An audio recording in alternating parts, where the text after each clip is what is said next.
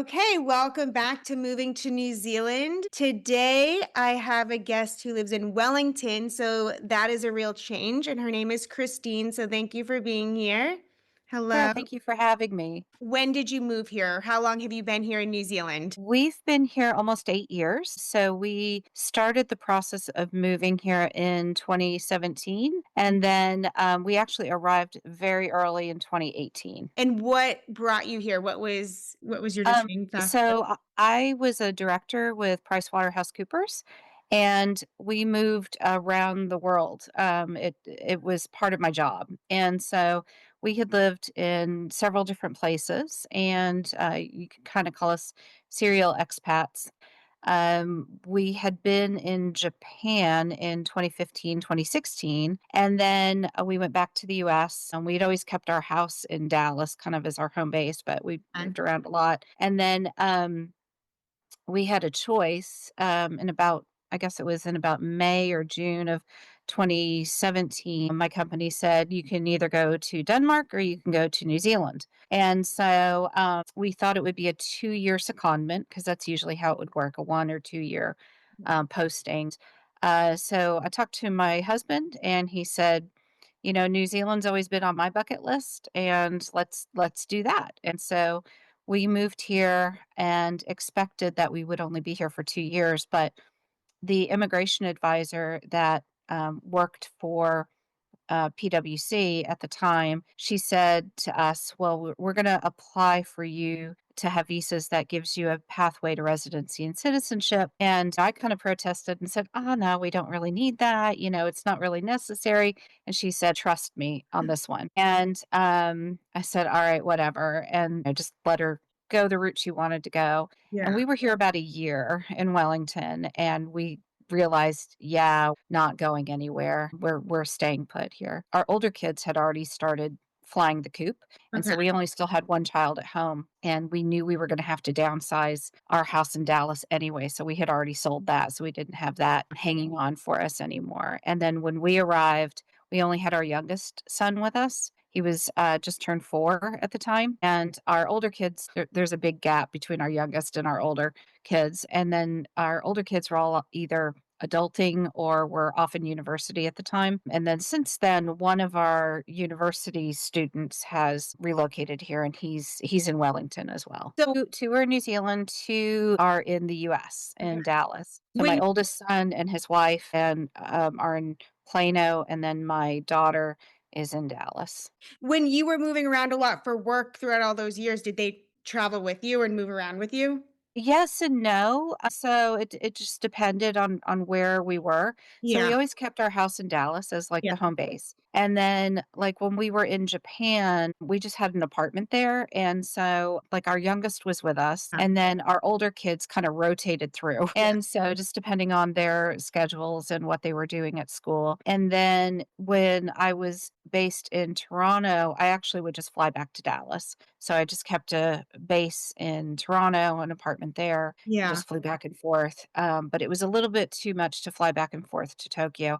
I Yeah. tried for about 4 months. I would do two Wow. weeks in Tokyo, 1 week in Dallas, and that was hard. That Yeah. was really hard, especially with um, a baby at the time. So yeah, and then in the UK, it was just me. I would just go and then, Yeah. spend time and then come back. When we lived in Ukraine, we all just lived there, so but that was early, early on. Yeah, that was many, many years ago. One of my daughters this morning going to school, she kind of said, she said, "I'm really glad we came and because we lived in a really small town. I'm not really small, Mm, we lived in New Hampshire. And so not a lot of cultures and stuff like that. She said, I'm really glad we did this. And I experienced living in a city. I mean, Christchurch isn't a major city, but compared to where we yeah, live, it's a city.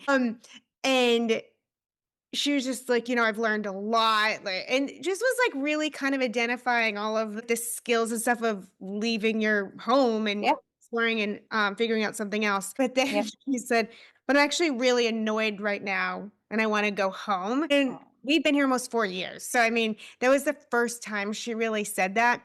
But then, what she was annoyed, yeah, she's a teenager, so I said, those kind of things are gonna annoy you wherever we are." right. But I thought it was an interesting, like, conversation because I was like, "Those things aren't gonna be removed if you go to another geographical location. So it may kind of make That's me true. realize I need to be careful too, because I think we were talking about the job market and the struggles with that, and I'm Mhm. a worker, so I do not want to be a stay-at-home mom or wife. Like, that is not who I am. So when I'm like, this is so hard, I can't find work, I want to go home. I was like, oh shoot, that's starting to like trend. Like, Yeah. he's picking up on that. So I was like, Mhm. oh, we have to work through it. Yeah. No, that's true. Life is life, regardless of where you are. One of the things our older kids really get now is that they were raised to be global citizens. Yeah. My husband, he's originally from the Soviet Union, and actually we met because I was an exchange student to the Soviet Union in early 90s, like in 1990, 91, and when I was in university. We met and married there Okay. and, lived there. It became Ukraine, it was the Soviet Union, and then it fell Yeah. apart, and so his family had been there, well, really up until 2 years ago, 3 years ago, and summers, my kids would spend all their summers in Ukraine with the grandparents and the cousins and everything. So they had that experience of living overseas outside of America in a different lifestyle, with a different traditions and customs and all of that stuff. So now as adults they really acknowledge that they were raised as global citizens, and that was something we consciously did because we wanted them to have a broad world view and to be able to understand other people's perspectives that they might not completely agree with, but they can at least understand those perspectives and understand why people have different perspectives and understand that sometimes different perspectives are okay. It's just Yeah, different. totally agree. I think I had a little bit of that in my mind when we moved them here. Mhm. Ripping them away from their family and friends and home, but I had that, but now actually observing how important it really is. And I know, Mhm. like, you think you come to New Zealand for New Zealand culture, but because we're such a melting pot of immigrants from all over the world, there's I've talked about this before, but there's 54 countries represented at their primary school that they went to, Yeah. and so they are getting exposure to not just Kiwis, but Right. so many cultures and religions and Yep. backgrounds, and I really am happy that they have that experience, and sometimes even on my hard days, I'm like, "No, I gave them this huge gift." So as you said, like, Yeah. global citizens, even though we're only in New Zealand, but Yeah. still more exposure than they ever would have had in New Hampshire. Exactly. Even my son, the one who was 4, Yeah, or just turned 4 when we moved here, he's 11 now, almost 12. He in his school, and he goes to kind of a small rural school, right? They yeah, have in his class, he's year 7, and they have both year 7 and 8 in his okay. classroom, and there's only 15 kids in the whole class. Oh, wow. And, between the 2 grades, and he has, I wanna say it's something like 16 or 17 nationalities represented in his school too. And his school across those 8 years, they're, year 1 through 8 primary, they've got less than 200 kids, Oh, wow. and but they've still got a really wide representation. We're like on the outskirts of like on the outer edges of Yeah, Wellington. And it's really good to be able to see that. And then also going in further into the CBD, you do have all of the different diversity that the kids get exposure to, which is, New Zealand's definitely not homogenous. yeah. Maybe in some communities may seem a little bit more homogenous, but when you kind of scratch the surface, you realize they're not, which Mm. is very nice, I think. So, and I grew up in the New York City area, which, is Oh, okay. hugely diverse, Yeah, yeah, and so diversity and having that diversity of thought and people and cultures is something I grew up with. yeah, And even though we live now on a little bitty island in the middle of a big blue ocean, we still get it. We still yeah. have a lot of diversity. So Yeah. out of all the places that you've lived, what when you got to New Zealand, why were you like, "This is the place we're gonna stay?" It was so interesting that we got here. We'd never been here before we moved. Like we showed up and we moved and I mean we've done stuff like that before. Yeah, yeah. And so my husband, like I mentioned, he grew up in the Soviet Union. I grew up in the US to Russian and Ukrainian parents. And both of us, when we moved here, even though we had such a different upbringing, we both felt at home. And we had both found that when we were living in the other person's home country, Mhm. we didn't quite feel like we belonged. It's like one of us belonged, but not the other. Like, Yeah. I felt like that when we were living in Ukraine, like, he belonged, but I just kinda was like the foreigner. And Yeah. then when we were living in the US, I was home, but he was kind of the foreigner. And here, we both can sense this connection to our own upbringing, Yeah. and we both feel that connection. Even though our upbringings were so different, we both feel that connection here, and that's really, I think, what made us stay. So we both feel that familiarity. That's really cool. So, what because you're used to moving around a lot, did you just, like, start over here, or did you ship belongings here, or do you Oh, just ship with nothing? no, we shipped. We shipped a lot of stuff. We downsized. Like I mentioned, we were going from, one of those McMansions in Dallas, Yeah.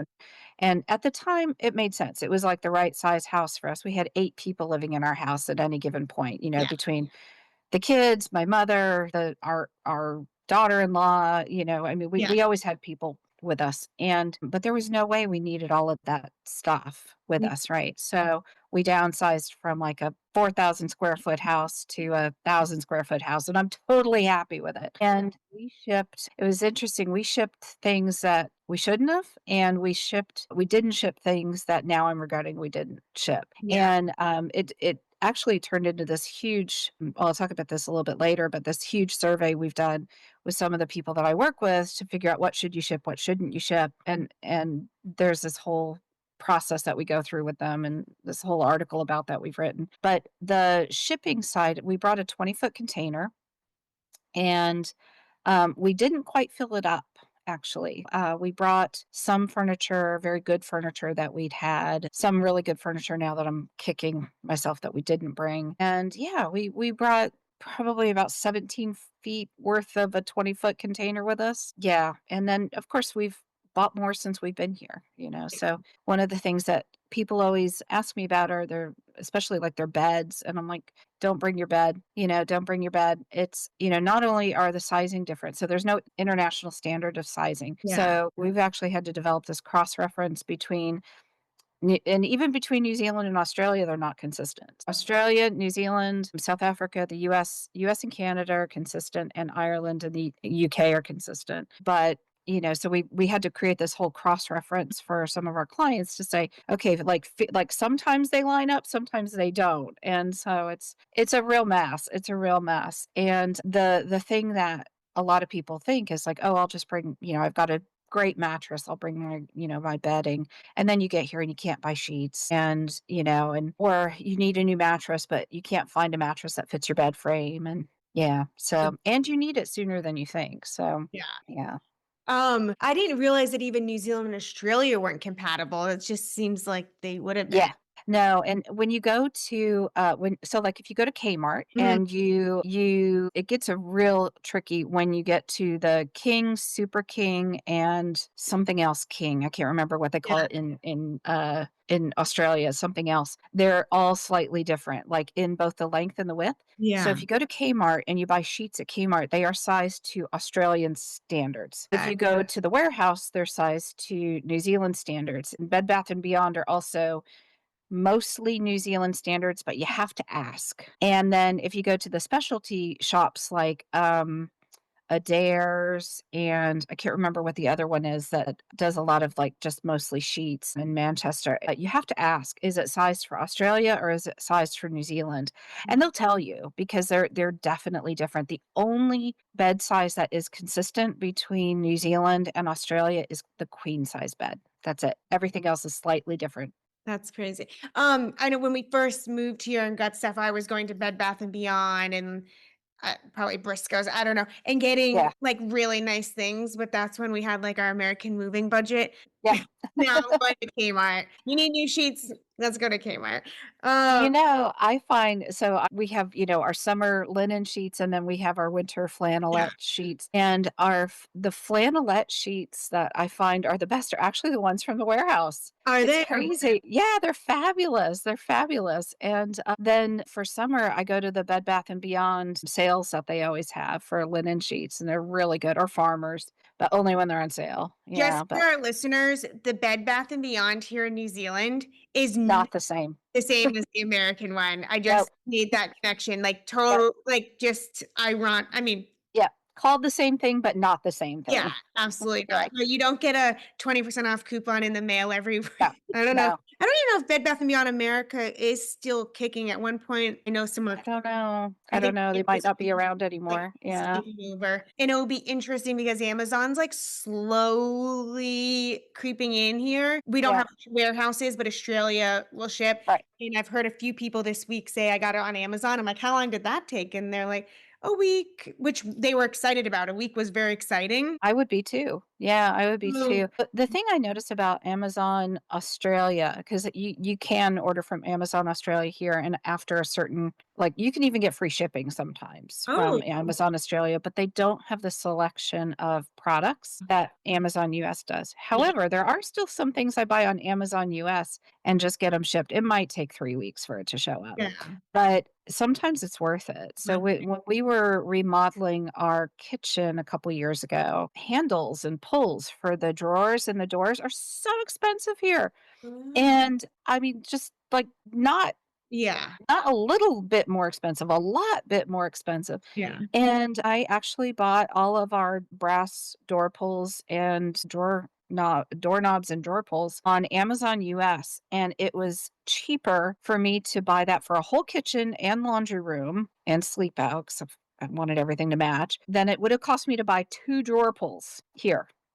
Yeah, for the Oh, same wow. drawer pulls. And it's, I mean, they were, like heavy duty, Yeah. like not your typical ones. Yeah, they were like special order here, but there I could buy a box, like a box of a dozen at a time. And it was the same one. Even with shipping, it was actually less expensive. That's crazy. When my parents were just here for the last school holiday, April, and there was something that I need fixed here, my dad went to Miterton, he year round, but also my dad was in, like, owned a building supply company in America, but he was very impressed with the Miterton layout. He was like, "Oh, this is well labeled and stuff," but then when he's, like, looking at prices of stuff, he's like, "Oh, what?" Yeah, And I'm you like, "Yeah, choke on it. this is why Yeah. I haven't done a whole lot of renovations." Plus, the house we have, we're trying to get out of. It's been a like, we Mhm. owned it. My husband owned it from previous. Um, um, but anyways, it's not good for our family, and it's single glaze, and it's really cold, and it's older, Oh, yeah. and it's not in the right high school zone, Got it. and just it's too small for our family. Yeah. So Right. we Right. go to tons of open houses. I've been to tons of auctions. We put offers Oh, in. I mean, this has been like we'll go to an auction because 'cause they'll say, "Oh, it's gonna sell within this amount," and then it's like way more. way north Yeah. of what we thought. My husband will be like, "And there's visible rot, and there's visible mold, and this needs to," like, he's like, "How can they get that much money for that?" And I was like, "'Cause it's the market here." Um, It's the market. Yeah. so that's been so we've done nothing to this house because we're like, "We're gonna sell it, we're gonna sell it, we're not staying here." Years later. Yeah. I Mm. think I think when we bought this house that we're in, our house is about 60 years old and it's not common. It's actually like a cement block house, which is not very common here. Oh. And yeah, they're not common at all. And the man who built this house was a stonemason who moved here from the UK. He built it for himself and his family by hand. And it's warm. Yeah, surprisingly. When we moved in, there were single glazed windows and there was no insulation anywhere. But between the wallboard and the cement, there was a good amount of airspace, so it acted as insulation really. And we moved in and replaced all the windows immediately with double glazed UPVC windows. Made a huge difference right away. And then we were able to get insulation underneath the house and above the in the attic. And that also made a huge difference. And we replaced all the flooring. And that was all within like the first year and a half we did that. Mm. Huge difference, made a huge difference. And then last year we got a ducted heat pump system throughout the house, which is for Americans, that's like a central heating and air system, Yeah. which is super rare here. Yeah, I mean, we have a fireplace, of course, and the Yeah. fireplace was the main, heating source, and then we had nothing in the summer, which was fine, but the last couple of summers have gotten really hot. My mother-in-law lives with us now. She came from Ukraine out of the war, and so we wanted to make sure she was comfortable as well. But yeah, it's made a huge difference. So even though our house is 60 years old, it was built really well. And yeah, so they're gonna have to take me out of here in a pine box because I'm not moving again. Done. That's awesome. I know when my parents were here, my husband kept the heat on, like, all the time, and my kids and I were like, "Ooh," because that is not the norm, and so we were like, "Oh," and then as soon as they left, he's like, "Back to no, the heat stays." That's right. You got the power bill from when the family was They would visiting, and complain, and he's like, "Well, when you find a job, you can." And I was like, "Yeah." I'm like, I told someone yesterday, I'm like, "Yeah, I need to find work so I can take over the power bill and have a dryer, run yeah, the heat." All these simple luxuries that I never even thought about in New yeah, Hampshire. They just happened, and it's exactly. so funny here. Yeah, the laundry dryer, that's one that I can't live without, and I can't take it. I mean, there's certain Americanisms I can't let go of. Having a dryer is Yeah. one of them, and so when we were redoing our kitchen, we bought all new appliances, and I got a new washer and dryer, and I got a very efficient condensing heat pump dryer. Okay. And they're fabulous because for those who don't know, here in New Zealand, the way that most dryers work, well, first of all, most people don't have dryers. Most Right. people just dry everything on the clothesline, which we have a clothesline too, and we do use it, but I cannot handle crispy towels. I can't do it. And so the dryers here, though, they don't have like the external venting system like they do in the US, where you've got like a tube that connects to the back of your dryer and then it vents all the damp air outside. Outside. Yeah. Yeah, that's not how it works here. Do that? New houses here do that? I've You never. have to special request it because it's the dryers that don't have that, right? And Right. so Right. so a lot of the dryers, they actually vent out the door, like the door that you open and close is actually a vent, and that vents all of the moist air into the laundry room. And you can get dryers here that do have an external vent that they route usually out of a window, and that's how they recommend. They're like, "Just put it out the window."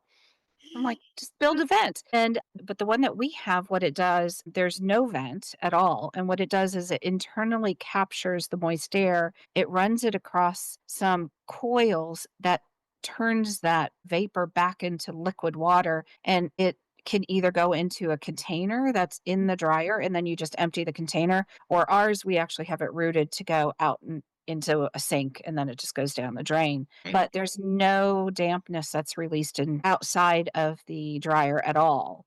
It's Okay, all yeah. contained within the unit, and that made a huge difference, because before you're blowing moist, damp air into a house in winter, which is already having troubles, staying dry is like terrible idea. That's why I don't think they use a lot of dryers here. It's When just we first moved here, every morning the windows had to be wiped down, Yep, they were, like, crying, and then yep, just, like, I started to see, like, mold, I'm like and so then the HRV each thing, yeah, look up at the ceiling, and so we have no more crying windows, like, Oh, nice. at least, like, it sucks out all the visible moisture. Yeah, See it anymore. So, I didn't realize how beneficial those systems were, but I guess it yep. doesn't actually suck out. Apparently, it actually blows hot air from the attic, and Oh, so blowing the hot air down pushes out the moisture through the cracks of the doors and windows. I had no idea. Someone just schooled me on that because I kept saying that it was sucking it out, and everyone's like, Oh. "It's not suck." I don't know how it works. I just know Yeah,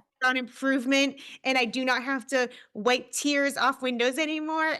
exactly. Breaking point, one of many. Anyway, okay, I wanna talk about so you run a business, Yep. that helps anyone from anywhere or just Americans Anyone from anywhere. come and move to Wellington, New Yep. Zealand? Yeah, Tell me about so one of the things that we got to experience when we were moving around the world with Price Waterhouse was that we always had, as part of our relocation package, we had a settling in service. So Mhm. we would always work with somebody who would kind of take us under their wing and help us find accommodation. help us figure out banking and transport, schools if we had to, all of this life admin stuff, getting us local phones and all that kind of stuff. Things that you don't really think about in your home country because it's just stuff you have, right? You don't think about how do you pay for things? You don't think about how am I going to call and make a reservation or how is somebody going to contact me? You don't think about those things because you have a phone, you have a bank account, you know how you're getting paid. Your paycheck is showing up in your bank or you're getting a check if you're in the US and there's all that stuff that just is part of your life admin Yeah. exists, right? And you don't really think about it. And then when you move to a new country, all of a sudden your phone doesn't like nobody can call you. You can't you don't have a phone that works. You're getting hit with international transaction fees if you're using your bank card from home, or you're having to move money into like a Wise credit card or bank card, and you don't really understand how to get around necessarily, Yeah. and you don't necessarily have the right ID either. So, like, you don't have a driver's license locally. If you need to purchase something that requires you to have a locally issued ID, you can't, right? Yeah. Because you don't have that. Oh, The load. Yeah. yeah, so it's a lot of mental load that you don't really think about, and not only even if you know that these are things that you're gonna have to set up, you don't know how the system works in the new place to actually set it up. And in some cases, there's a sequence, or there's an order of events that have to happen in a particular sequence because you can't do step 3 until you've done step 1, and if you don't know that, you could be running around, for days trying to get stuff straightened out. So, we had, as we were moving around, like I said, some really great services in some locations and some not so great services in other locations. We really felt the impact whenever we moved. A couple years ago, so I've come out of IT, and I've worked on projects most of my career, and here in New Zealand working, a lot of times we were bringing people from offshore or overseas to work on a project for a year or two or whatever. And just by virtue of my role, as we were bringing people from overseas, I would help them a lot of times as part of either my role or just because I happen to know and they Yeah. would come to me and ask, help them get set up so that because it was in my best interest for them to be set up quickly so that they could get productive on my project very Yeah. quickly, right? And so I did that a few times for, well, more than a few times for several projects and engagements here in New Zealand. And then I started having friends from, around the world saying, "Hey, I've got like my wife's brother-in-law's cousin's uncle is moving to New Zealand. Can you like help them?"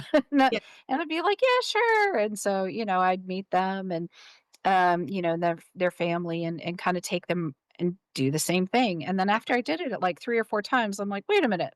I think this is a business." Yeah. And so I had always been very active in the Moving to New Zealand Facebook group Yeah. run by Jen Morris. I'd been, helping out with that group, and so I talked to her and I talked to a couple of friends who are in immigration, they're immigration advisors, and told them, "This is just something I'm thinking about doing. What do you think?" And everyone said to me, "Just do it and see what happens. We think it's a great idea. Let's see, what happens." And so we set up Settled in Wellington. And effectively what we do is we sit down with people who are moving to the Wellington region and we work with them before they leave their home country, help them prepare for things like what documentation do you need to absolutely bring with you, what documentation we want them to check before they leave to make sure the right information is on that documentation. And Mhm. if not, then go get it. And also, we help them prepare for a tenancy application before they leave. There's a lot of things that are easier to get when you're still in your old location Mm. than when you're already here. And one of the hardest things that people find when they're moving here is getting into their first accommodation. Like that's not an Airbnb or a service department. And part Just of that is yeah. because the competition is pretty mean, and or can be pretty mean to get into the neighborhood that you want, the home that you want. And then the fact that you don't have a rental history here Mm. makes a big difference. And so, if you're bringing pets with you, that adds a whole nother layer of complexity onto Yeah. it. Not only is it extremely expensive to bring pets here because you have to go through a pet importer to bring them, and it's usually around $10,000 per animal. And then you've got to find a place that will accept them. So, getting a really solid tenancy package put together before you're ready to submit it is huge because that really puts you at an advantage by Mhm. presenting yourself to the property managers here as absolutely somebody that they would want as a tenant. Yeah. And you have everything that will quell any of their concerns because you haven't rented property here in New Zealand before. You don't really have a history here. We work with you to make sure that you've got everything set up to present you in the proper light, like a realistic light, that you're a good person, that, you pay your bills, even though you don't have a rental history here, and you have a dog and a cat, and, and all these things. You're still the person that this property manager should select out of all their applications. A lot of the Americans that I know here in Christchurch, they were homeowners in America. So Yeah. how do they prove a rental? I mean, they don't have a rental history because they've been homeowners. Yep. So what do they do? Yeah. So, what I always advise people is before you sell your home, if you can, go to your mortgage company if you have a mortgage and get a printout of the last 12 months of payment history Yeah. and also ask them for a letter. It never ever hurts. Give them a call, tell them you're moving overseas, you need to, provide a rental history that you don't have Yeah. and, get them to send you a letter. A lot of the mortgage companies will do it if you're still a customer. If Mm. you've already discharged your mortgage, it's already been paid off, it's really hard to get that information out of them because you're not a customer. They have no connection to you. Yeah. The other thing that we talk to people, because some people who are selling their homes don't have a mortgage, they own their homes free and clear in the US. And so we tell them go to your tax authority Mhm. because you're still paying taxes. Get that printout, show that you've been paying, here they call them rates, show that you've been paying your rates on time and that you have a good rate paying history. Mhm. Same thing with your utilities for your power or your internet, or if you have gas, the same thing. So these are all things that we put into those packages to show that you have a good history of paying, because we have credit reports here and we have credit scores here, but they don't work the same as the US. Yeah, I was just gonna ask, So like, if you just had your credit score, would they care about that? no, because here it works the exact opposite as the US. So in the US, if you don't have credit, you're assumed to have bad credit and your credit score is quite low because you don't have a credit history. Here it's exactly the opposite. If you don't have a credit history, you're assumed to have good credit until you mess it up. So Okay. it's yours to screw up. So here, not having a credit card is considered a good thing. Not having personal loans is considered a good thing. And it just shows that you're spending responsibly and not taking on debt. I mean, this is in no way financial advice or anything, but also when you are at the point where you're ready to go purchase a home if you want to, a lot of times banks will tell you you need to reduce the upper limit on a credit card if you have a credit card, or they'll tell you you need to close out a credit card even if you have nothing on it, even if it's a zero balance. They'll tell you no, because what they do here when they're evaluating you for a mortgage, they will use your full capacity to spend as the qualifying number. And so when they do that, they want you to reduce that limit because they're going to assume that you can use that money, so you will. Yeah. Yeah, that makes sense. Yeah. I remember when my husband first came to America to be with me, I had established very good credit because when I was like 15 or 16, actually, it must have been 16 'cause I had my license. My mom put me on a user as on her credit card. So, because once I got a license, she was like, "You go do the grocery shopping, do my errand," Oh, nice. yeah. So, and then I had gone on a school trip to France, and at that time, they said the best way is to have a credit card. Yeah. And I think I had earned like $400, and so she had told the credit card company, "This card has $400, cut it off at that." But they never cut it off. I think I went off by a couple hundred because the francs. It was franc. Sure. But, I remember when it came and she was like, told you this was the limit." They're like, "I know, but we gave her your limit." Anyway, I didn't go that much over, but I thought I was waiting for it to cut me off. Yeah. Keep Anyway, but spending it. yeah, but because my parents had, paid, they were responsible, they paid it off every month. So when I got to college, university at 18, and there was a booth, this you do not see at university here, like in America, they've got all the credit card booths set up. Yep. And, "Would you like to apply?" "Okay, you've been approved right away." Yeah. All my friends were getting approved for like, I can't remember because this was like 20 something years ago, but they're getting approved for like $500. So the credit attached to my mom's card, I got approved for like, I don't know, thousands and thousands of dollars. That's hilarious. I did Yeah, get into a little bit of trouble with it my freshman year. I had to eventually talk to my parents and stuff, and I learned that lesson. But yeah. yeah, so then anyway, I had always had good credit score for the most part. But my husband moved from New Zealand, and although he had done great here, it wasn't recognized. Thing. They said Yeah, you have to buy something on credit and then pay it off, like make your right. pay. So the first thing he did, we went and bought a TV on Aw, Best Buy or something. He got a Best Buy credit card, but I had to co-sign cosign. it. Yeah, And so let's just say the TV was like 1,500 bucks. I can't remember. And he was supposed to make these payments every month. Well, he like paid it off super quick. And so they're like, this didn't help your credit. You have to do it over the month of like what you have the payment plan for. So right. then we went and bought a bed on the credit, and they were like, just pay it what it is over the amount of the time. And he's like, well, I don't want to pay interest. You're gonna have to. Yeah, And so I think eventually, yeah, he built his yeah, credit, and then by the time after years went by, then it became a competition of whose was better. But right. I don't know what my credit is here. Maybe I should look. You can check. There's a service called ClearScore Clear that you score? can, yeah, ClearScore. It's free, and they'll just give you your score, and I Okay. think they might give you, like, a brief overview of, like, your last 24 months history or something like that, and it'll tell you, like, what the national average is and then the average for your region, and so you can kinda Oh, compare where you are to there. But okay. yeah, credit is and yeah, credit here is not as pervasive as it is in the US, right? Okay. So in the US, even when you go to apply for a job or anything, like they run your credit.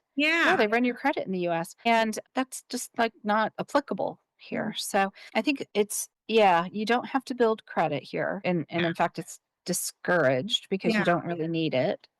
But yeah, it's not as I think about my kids in the US and the, kind of chain around their neck that credit scores can be for Mm, so many things, like to do anything. And it just isn't like that here. It's just not a thing. So, that's yeah. good. What are Yeah. the most common questions you get from clients reaching out? Yeah. So I think the most common one we get is what's a good neighborhood and what's a good school. And it's the conversation I think that's one of them. And I think the hard thing I think Americans have a hard time grasping about living in New Zealand is that in the US, we have very delineated areas Mm, of towns or cities where it's like, this is a good area, this is not such a good area. yeah. Don't have that so much here, right? It's much more Aryan, I would say. It's much more consistent throughout New Zealand, right? You may have like a dodgy house on a street, but the whole street is fine, right? And when people are like, "Oh, I don't want to live in a bad neighborhood," I'm like, "But there aren't any," I mean, it's just not a thing. And it's like, yeah, there might be some areas that you would probably feel less comfortable in, but I think there's much less of a spectrum, I Mhm. guess. In the US, it's a very wide spectrum between really, really good neighborhoods or really, really, um, elite neighborhoods and really, really dangerous neighborhoods. Yeah. And here, that spectrum is not very wide. And so that I think is always one of the first questions, because people I think are coming with the mentality of there's this huge divide between both ends of the spectrum. And I'm like, no, no, you can live pretty much anywhere and you'll be fine. When it comes to schools as well, I get a lot of questions about, which schools to place kids into. And schools are definitely well, the school system's completely different here, right? And so primary schools up to year 8 focuses not on standardized tests, not on numeric grades. It's about teaching a child to learn, right? Mhm. And how to learn, how to start gaining those foundational bits of knowledge. I mean, they still do the reading, writing, and maths and all of that, and they do it in ways that are a little bit less structured Mm, than the US. And I think that freaks a lot of parents out. I mhm. know with my older kids, some who were going to the school in the US, I think we started monitoring their grades online from like second grade, first, second grade. I mean, this Yeah. was like the early 2000s, right? So it was just starting, but you could get an app and you could see like what assignments did they turn in? What assignments did they not turn in? What grades did they get on everything? And here like, they don't even get the grades. Like, I meet with my son's teacher at the beginning of the year, we do some goal setting for Yeah. him, and, I mean, his goals are like, "I'm gonna work on, getting more friends this year," I mean, things Yeah. like those are Yeah. his legitimate goals. Yeah. And, or being a better friend this year, and then we meet mid-year just to kind of track where he is on progress, but he's, we look at it in terms of literacy, writing, and numeracy, kind of in those 3 bands, and then each one of those has a range, between, like, if he's a year 7, he should be between here and here, right? And as long as he's between here and here, we're gonna call it all good, you Yeah. know? And then again at the end of the year, it's the same thing. And that kind of freaked me out the first year. I'm like, okay, but what grade is he getting? Like, what grade? What's the Yeah. grade? And the Yeah. teacher looked at me like I had 3 heads. And she's like, he's 6. He doesn't need a grade. And that was, so having those conversations is different. And then when you get into college, which is equivalent to high school in America. So that's years 9, 10, 11, 12, and 13. Those are, you do get actual grades, like numeric grades in there, but the way that you are progressing towards the end of your education is different, right? So, yes, you're still going to have, exams in your class, and you're still going to have that. You're still going to have your end of year exams, but you're not going to have these sets of standardized tests that are so all Yeah. consuming. Teachers are not teaching to a test, and that makes a huge difference, I think, in what the kids study.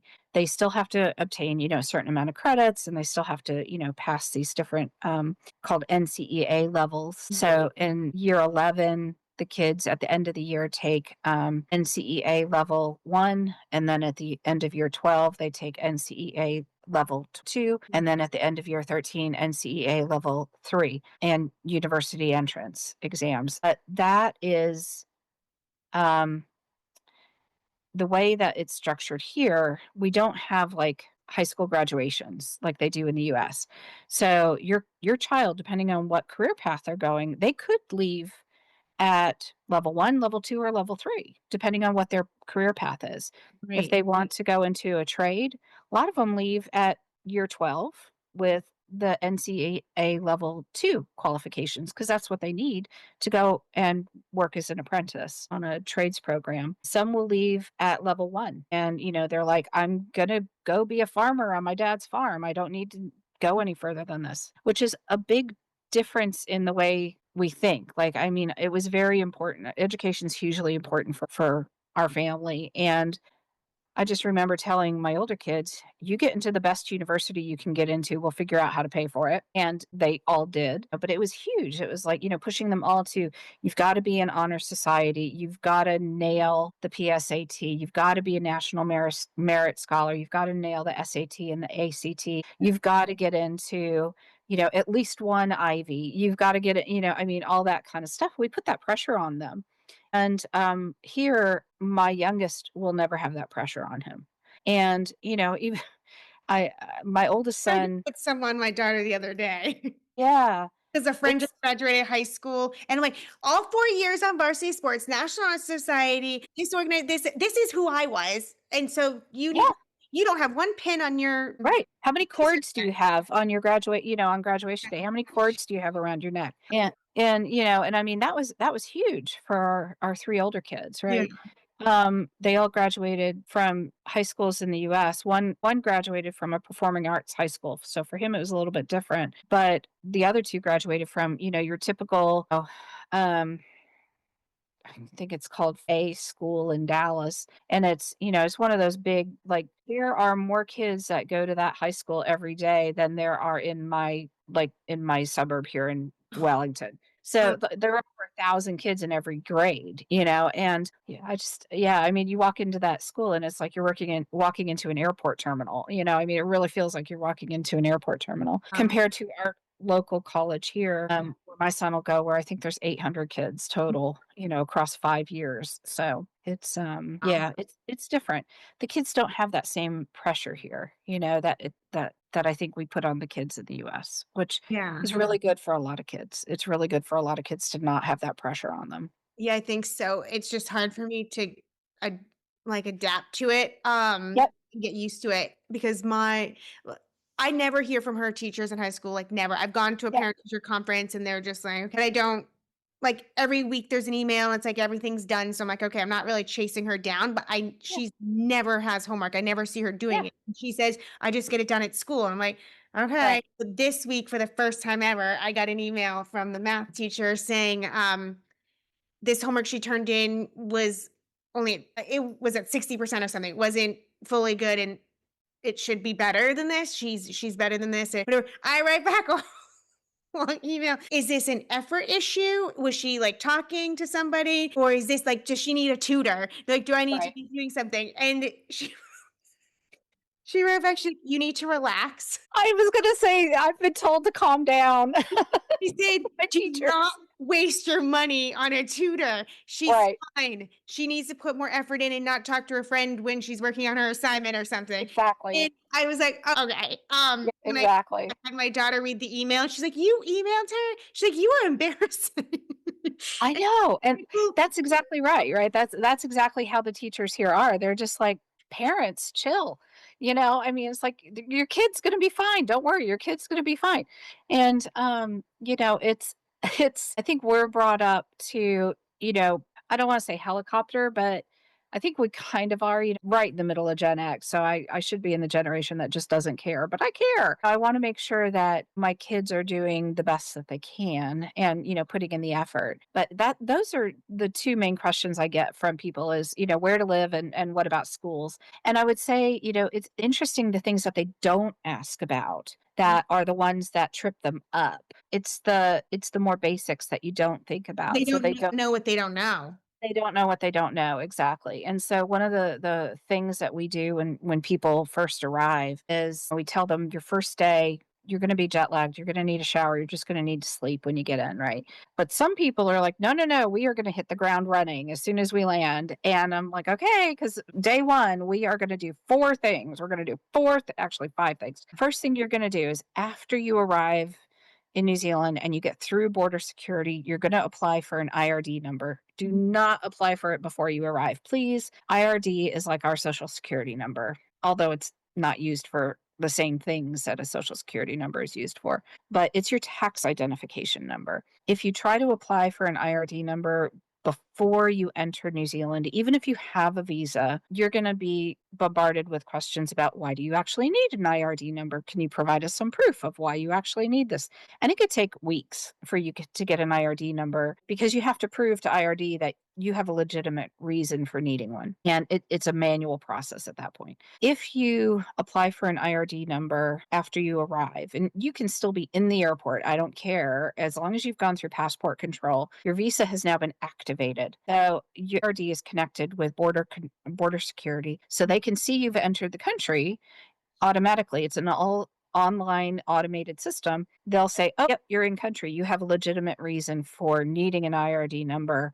And so you usually get it via email within 24 hours. Mhm. So you do that first. The next thing that we do is we take you to your bank. We always tell people set up a migrant banking account at any one of the 4 big banks before you arrive. So that's ANZ, Westpac, ASB, or BNZ. So those 4 banks, I think a couple other ones do too, but those 4 banks offer what are called migrant banking accounts. So you can set up a bank account from offshore. You can transfer money to that bank account, but you have to activate it once you arrive. And then you go to the bank, or we take you to the bank, you activate that account. They will hand you a temporary FPOS card, which is like a debit card, and they will send you a real one. And now you can access your money in your bank account and you can buy things without an international transaction fee. And it just makes life so much easier. Yeah. So after we go to the bank, then we go to get you a phone. Some people choose to buy a new phone once they're here. Some people just need an eSIM. So we go to, whichever provider you've chosen. Lots of people choose One New Zealand, which used to be Vodafone. Some people choose Spark. Some people choose 2 degrees or skinny, it doesn't honestly matter. So we go to the phone shop, get you set up with your eSIM, and then we take you and we've already got all your paperwork ready. We take you over to a automobile association to convert your driver's license to a New Zealand driver's license. And there is some documentation you need to bring with you, and some of it you need to have, well, you need to actually prepare before you arrive. But if we can knock out those 4 things on the first day, by the Mhm. time we walk out of AA, and you do usually need to have an appointment for conversions, at least in Wellington, you do. You're fully functioning. You have a phone, you have a bank account, you have identification, and you can pay taxes and get a paycheck. Yeah. So, with all of those things, we can knock that out in one day, but you've got to do it in a specific process. If you're coming from Australia, the order of operation is actually slightly different, kind of a weird thing. But if you're coming from the US, that's the order of operation, and you can knock it out all on a day if you've got everything timed right with all your, Yeah. yeah. Appointments. And, yeah, and then usually right from there, then we can go on and start looking at properties. Sometimes we'll look at rental properties for you before you arrive because some people want to, secure something very, very quickly. Never, ever, ever put in an tenancy application for a property you haven't seen or somebody hasn't seen for you. That's Yeah. a terrible idea. Mold is a real issue here. Yeah, and once you've got all those things that you've set up in the morning or when you've arrived and you've got your tenancy application, if you come out of a property inspection and you're like, I want to put an application in now, you Mhm. have everything you need to do that. You've got your application package ready and you have a way to pay for the deposit and for the app if there's an application fee. You've got a way to do all of that stuff. So you're fully functioning as a Wellingtonian at that point. Do you ever look at places for people? Do they ask you to do that? Yeah. Lots of times, yeah.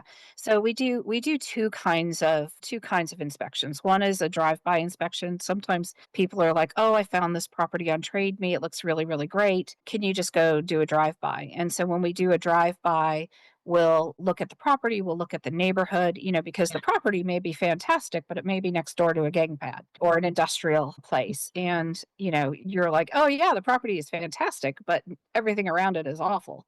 And or you can't easily get to a bus stop from that place, Mhm. it's like down Right. a cliff or something, and being in Wellington, it's, a very vertical city, so lots of hills, you will get great cabs walking in Wellington, and so, we take all of that into consideration, and then the second thing is if you find a property that we want you or that you want us to look at, we will actually reach out to the property manager. Okay. We have a lot of really good relationships with property managers in the Wellington region, and Yeah. they'll a lot of times give us a private inspection, which means they'll meet us there and let us walk through. A lot of times we'll have somebody on FaceTime with us, like we'll walk you through it with us. And we've also found that by doing private inspections like that, even though you're not here, you're already starting to build a relationship with the property manager, which also kind of gives you a leg up on the application. Yeah. And depending on where you're looking and when you're looking, competition could be pretty fierce for each property, which is, I know, a little different than the US where, you may be the only competition for that rental. It's not like that here usually. So, yeah. Do you find that the rental companies are, especially working with you, that they do like have a good thing about Americans, moving here? Or is there no Yeah. special? Yeah. Yeah. I think yeah, because we've got their package and their story so Mhm. prepared. And they're also coming through, a relocation consultant, Mhm. basically. Yeah. So having that extra layer of confidence, Yeah. really does something because now it's not just the person who's just rocking up, but this is a family or a person who has actually thought ahead and is really relocating, right? They're not just, just rocking up and seeing what they can find. Yeah. It's more than that. They're really putting a lot of thought and money behind it. They're not just moving from, one neighborhood to another. I find that property managers, as long as they can verify your character and Mhm. your rental history, they are more inclined, I think, to, renting to people who are coming from the US and Mhm. the UK. Mhm. and South Africa. That's mostly the clients that I work with in Canada, of course, couple from Australia. But I do find that, having that is a little bit more to your benefit than not. So otherwise you're just kind of like part of And because 'cause they've the already process. come through a visa process as well, and so Yeah. they've been vetted by immigration, and I Yep, think you have to show proof of funds, and, you do. Yeah. a lot of them either have a job lined up, well, I guess all of the yeah, most All of them have to have a job lined yeah, up. Yeah, yeah. you have to. Like, you can't just, you have to have a job lined up for every visa you've got, so which makes a huge difference, Mm, right? Because actually they are not allowed to verify your income here when you're applying for rental property. They don't verify your income. They oh, can't. It's okay, against the law. okay. And so they rely on those character references. They know that if you're newly arrived, you have to have a job. Same thing with the animals too, because they understand that the animals that you're bringing with you and importing have gone through at least a 6-month process, have gone through a tremendous amount of vetting and for their health and for their care.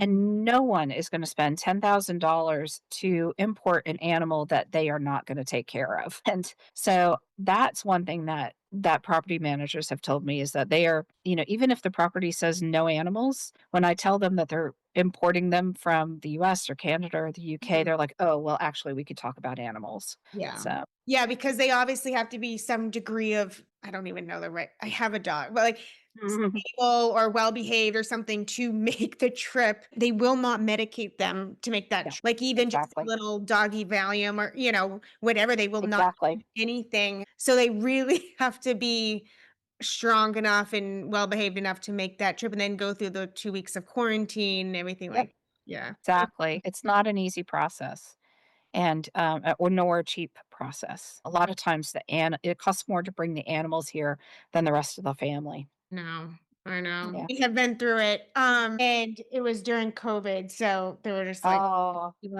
nuances involved in it, but, yeah.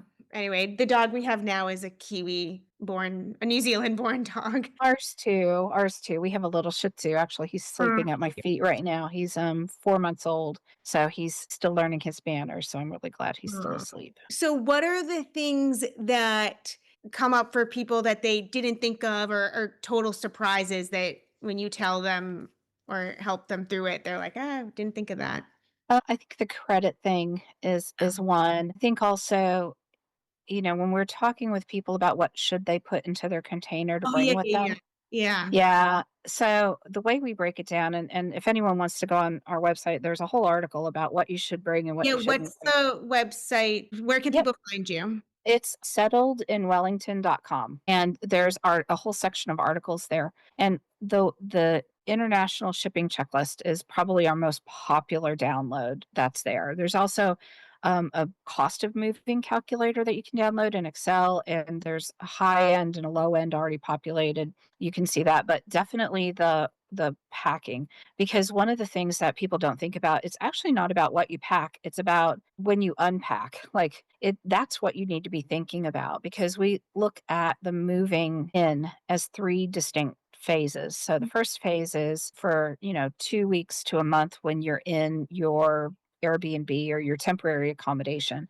And the only things you really need to think about for yourself and what your needs are in that space is like, regular food and, eating out and toiletries and things like power plugs, like, the chargers and stuff like that. And just make sure you can, charge your phone and your laptop. And that's actually the easiest time, right? Even though you're staying in an accommodation somewhere, you're not having to think about what do you need. Usually within that 2 to 3 week period is when you find your long-term accommodation. So yeah, so in that first 2 to 4 weeks, you're in temporary accommodation and your container is in transit. The second phase, you're now in permanent accommodation, but your container is still in transit. And that could be about 3 months. Mhm. And from the coming from the US, that's usually around 2 to 3 months period. So you need to, and that's the hardest period, that second phase. So you're in your permanent accommodation, but you don't have your stuff. So the question then becomes, what do you need to eat, sleep, and stay clean? And we think about it in those 3 terms, right? So what are those things that you need to eat? You need something to cook with, something to cook in. So you have a microwave? Do you need a microwave? Yeah. Do you need pots and pans? Do you need plates and cutlery and mixing bowls and cups and all those things that you had in your accommodation that you no longer have? So, okay, cool. You need all that stuff, but did you already pack all that stuff? So Mhm. is all that stuff coming? And so then if it's coming, what do you do in the interim for that 2 to 3 months? You have options. You could either choose not to pack except like sentimental stuff or stuff you really love, and then just, buy new or buy new and keep it.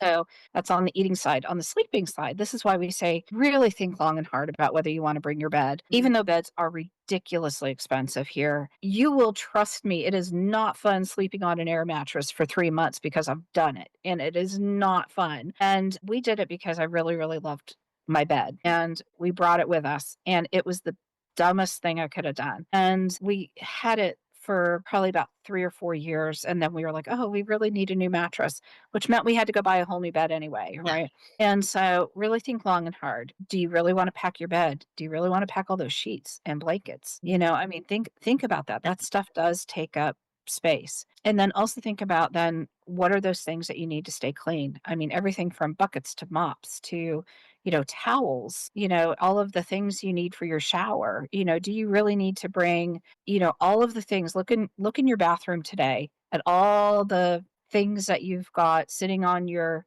countertops, your bench tops in your bathroom. What are the things hanging over the thing in your shower?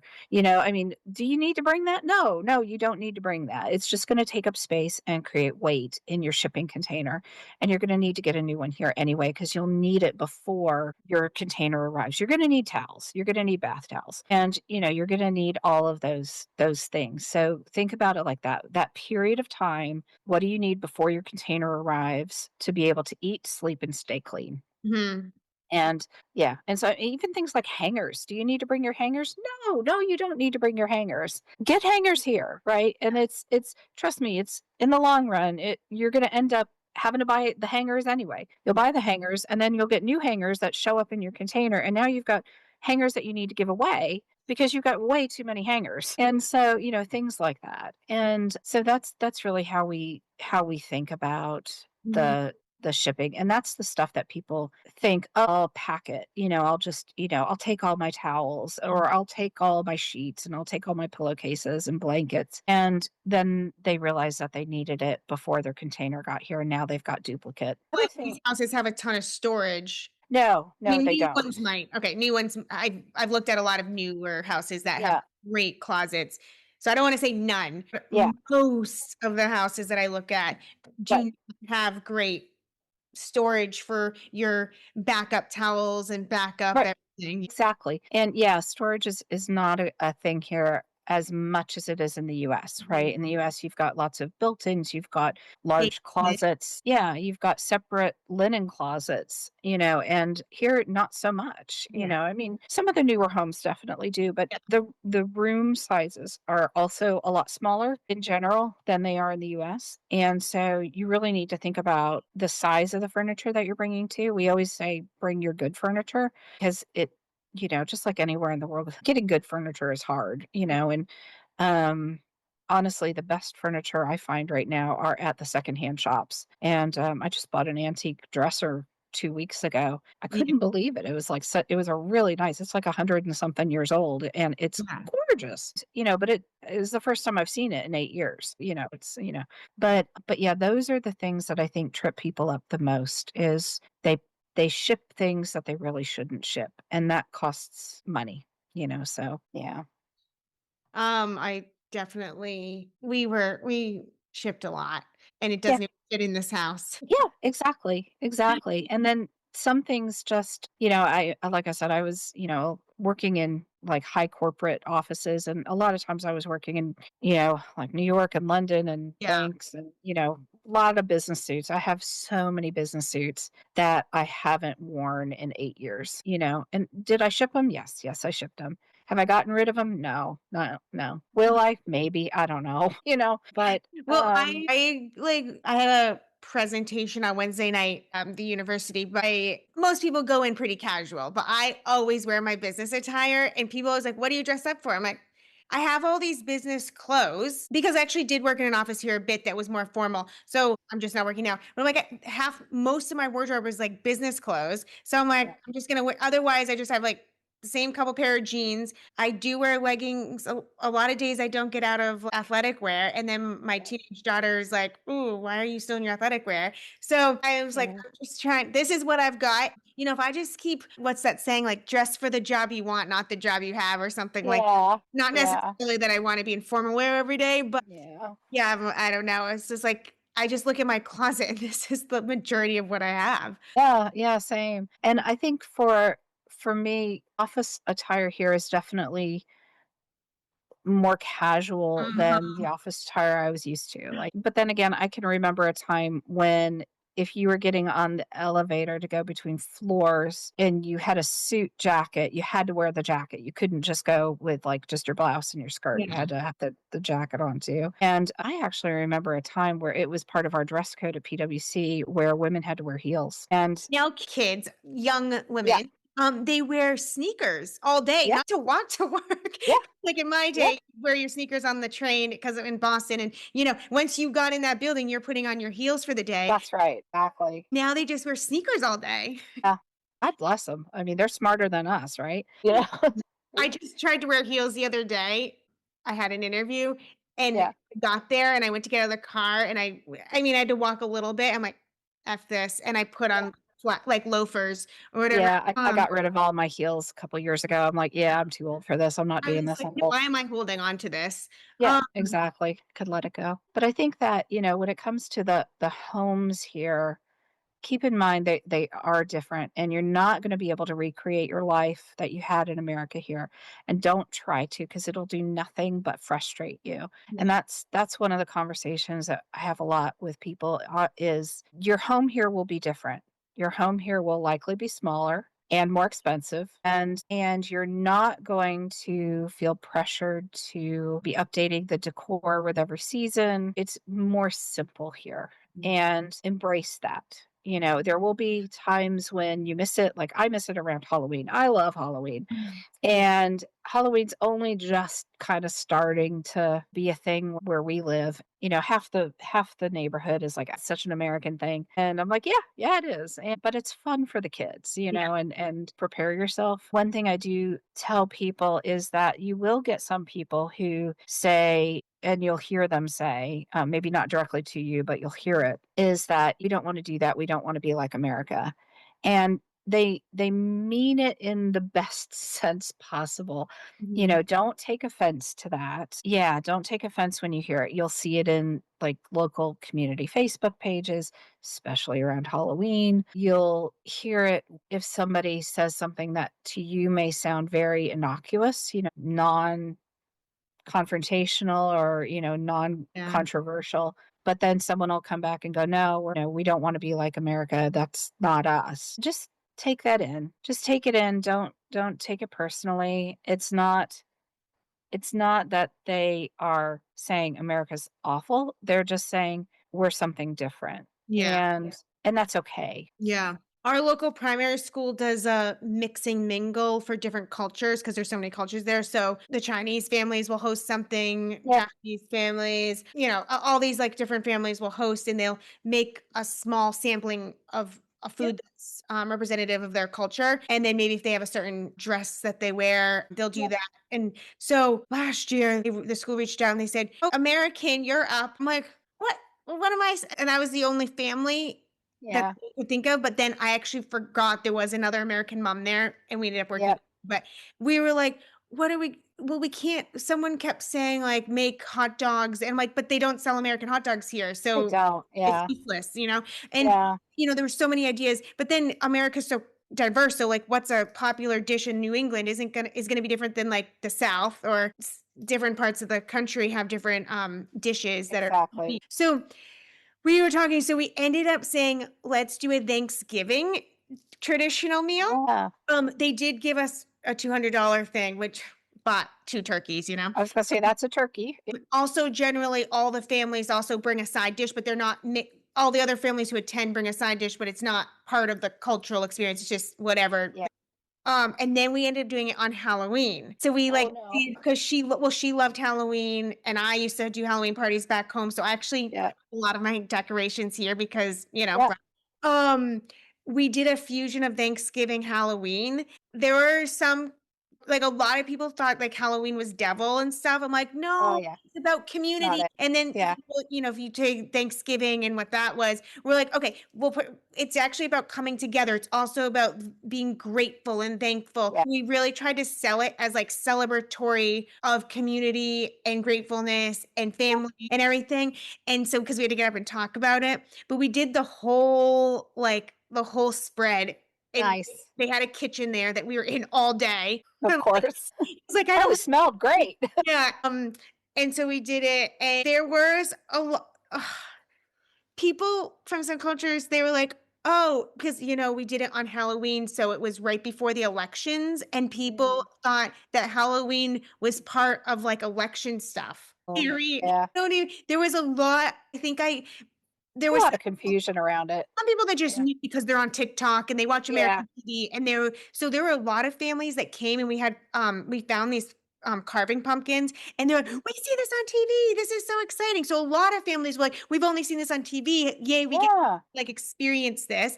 Pumpkin pie, they are obsessed with pumpkin pie. We made I it like can't get my friends to even try it. They're like, "That sounds we disgusting." made the Libby's recipe one, and so they Yeah. all were expecting it to be savory, but obviously it's Yeah. sweet, and, Right. because the American mom brought back Libby's pumpkin she brought Yeah. it was good, but I realized, yes, some people were really excited to learn about it, but some were thought we were worshiping the devil and stuff, Um the Halloween I stuff. think I think in my community, it's more about they're very anti-consumerism, and so, it's like, is it just an excuse to buy stuff? I And it's like, should we be really teaching our kids to go to door to door and ask for something?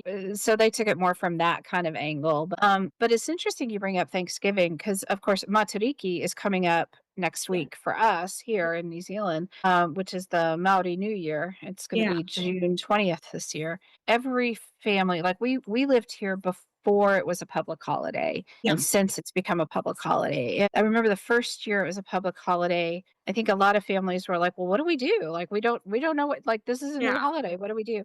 And I think a lot of families have been starting their own traditions, which Mhm. has been good. So we treat Matariki a little like Thanksgiving because it's similar weather, Weather, right? yeah. Similar season and similar thinking, where you're showing gratitude for the Mhm. things that you have. So what we've started doing is, we try to do a dish at Matariki. Like our son from Wellington, comes for a visit for dinner, and we try to do a dish to represent all of the different stars in the Pleiades cluster. But the bird one that we do for the air, can't remember the name of the star, something Orangi. I remember that. We do turkey, just like on Thanksgiving. Oh, nice, And nice. s which I have to go get today, so it'll be defrosted. It's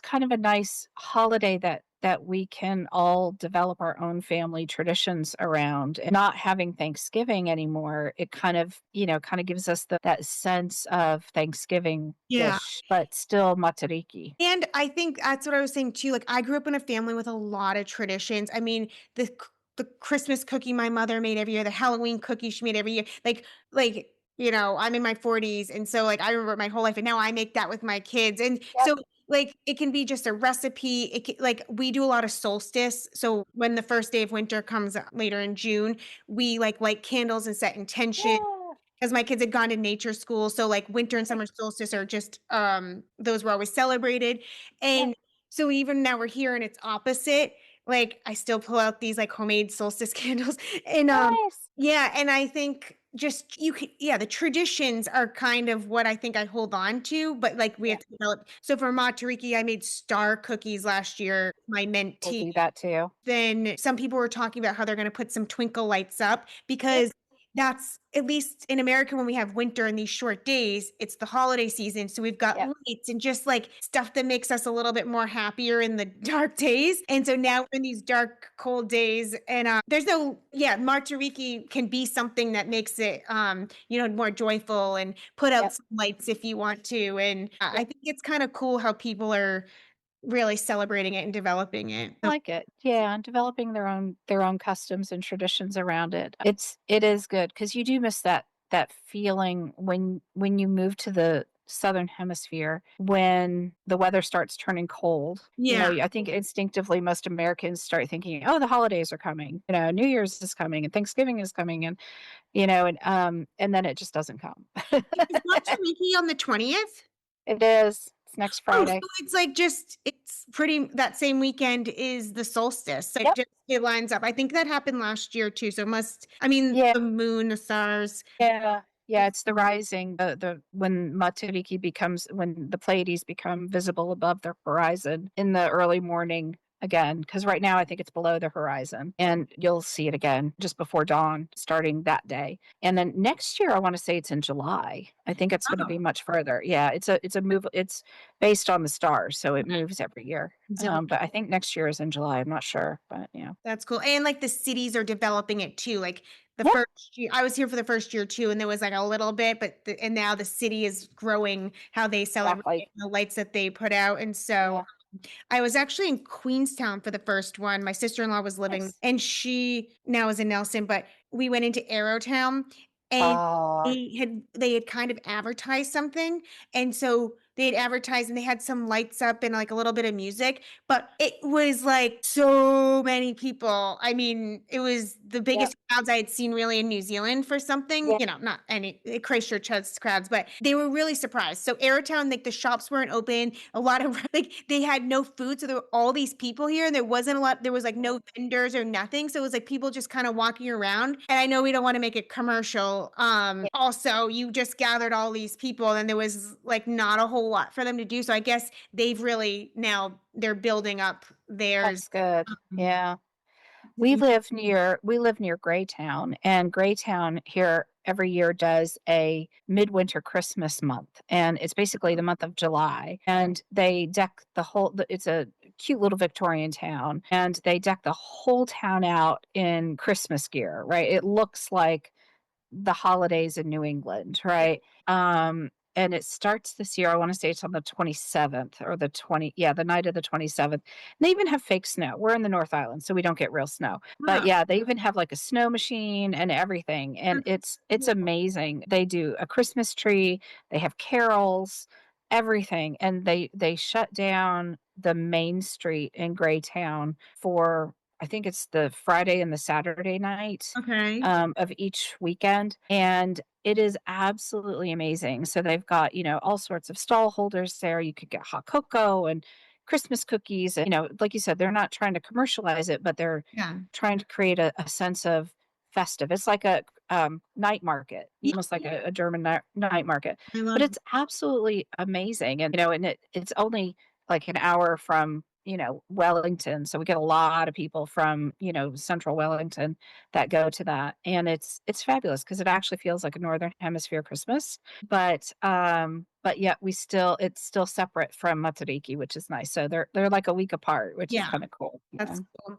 Okay, well, do you have any other lasting advice or suggestions, things you didn't expect? The only thing I would say is, people talked about the tall poppy syndrome, and I mean, I knew about it before I came here, but until you experience it, it's definitely not something you'd think you'd ever experience, So it's especially coming from an American culture, it's a great learning opportunity, and that's the one Yeah. word of wisdom I tell everybody who's coming here, especially for work, Mhm.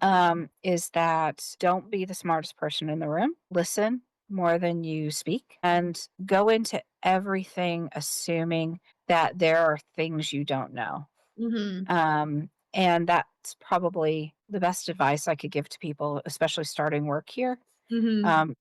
It's different. Yeah, they speak English kinda, but it's still a different culture. It's a different culture on the street, it's a different culture in the office and at school, and just embrace it. Just embrace it. Yeah. Yeah.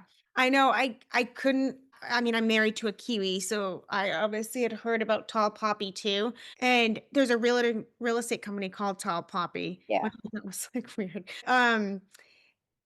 Yeah.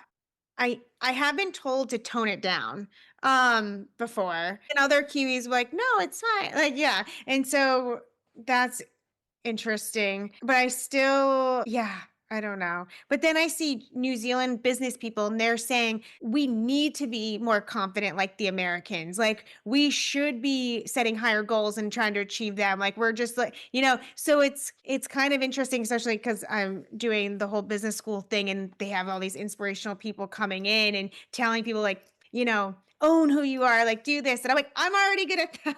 It is something I we're mean, I'm not. programmed to I'm do. supposed to be humble. Just kidding. I'm not good at that. But Yeah. so it is an interesting thing, and I agree. Like, just observe, listen, and Yeah. yes, Yeah. And yeah, find your footing. I mean, I think that's one thing that Americans have a hard time not just kind of hitting the ground running. That's just what we do. We just hit the ground running. We're off. And, it's important though to take some time and Mhm. observe. And we're not always really good at doing that. And take the time to observe. You can keep running those goals, do it, Yeah. right? But observe how others are achieving those goals, right? Goals are important. And we've got, a lot of really ambitious people here, but the way that they model how they get to their goals is different than how Americans do. We do it very loud and brash and look at me doing this. And here they just get on with it and Mhm. they just do it. So I think that's the difference is, they do have those goals and they'll set them and they'll work through things, but the method in which they go about to get it done is a little quieter. Yeah. Yeah. I think I've quieted down a little bit through I time. have. Yeah. Yeah, I definitely have. I don't know if I'm just mellowing with age or if I'm just embracing the approach. Wow. Telling someone the other day though, like someone asked my husband, so I've been with him for 20 years, but someone asked him the other day, like, because we're very different on the surface. They said, like, how, when you met Ashley or whatever, and he said, well, she was just so bold. He was like, there's no guessing. She just said whatever, said what she thought. So he's like, I didn't have to play any games or try to figure it out. She just said it. He's like, she asked me really abrasive questions. And he said, he used the word fresh, which I don't know. It's like, I don't know if that's the right word, but yeah. So he's like, I just never met anyone like that before. And he's like, but now I think it was just her Americanism. Like, he's like, I need a doer, like someone who he's like, I need someone with that much energy. He's like, I like that because, well, because I do Yeah. stuff for him. But yeah, it was just kind of a funny thing because I'd forgotten that he thought that. And when I heard him answer it the other day, I was like, oh yeah. So uh, Understood. well, thank Yeah. you Yeah. so much for coming on. And again, Sure. settledinwellington.co.nz or com. No, .com. .com. Okay, cool. Yep. So, yeah, and check that out, especially if any listeners wanna go to Wellington. There's lots of really good free information on there. Okay. Not everybody needs somebody to help them settle in, and because of that, we put everything, out there because some people are really great at DIYing it and don't feel Yeah. comfortable having somebody to help them through that, and some people absolutely don't have time to figure it out themselves and need some support. So, yeah. Yeah. I mean, I found it to be a lot of work and I missed some steps, I made some mistakes along the way. I mean, I had a house here already and a Kiwi husband who had lived here, even though but he had been in America with me for 14 years. And so Mhm. it was still an adjustment for him coming back, but Yeah, because even when he lived here before, you didn't need AML wasn't a thing here. So getting a right. I mean, he still had his bank account, I guess, but me having to get a bank account and then the kids wanted accounts because, they Yep, want allowance on a card.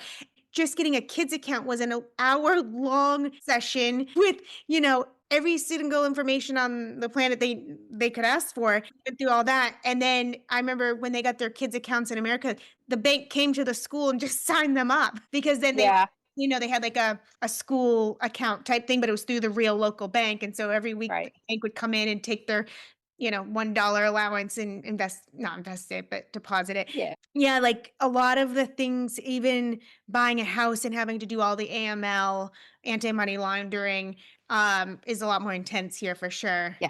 And the proof. Yeah, definitely, definitely. Awesome. Well, Ashley, thank you again for having me. I really do appreciate it. And yeah, I enjoy listening to your podcast as well. Okay, thank you so much. Have a good weekend. Yeah, you too. All right, we'll chat later. Okay, bye.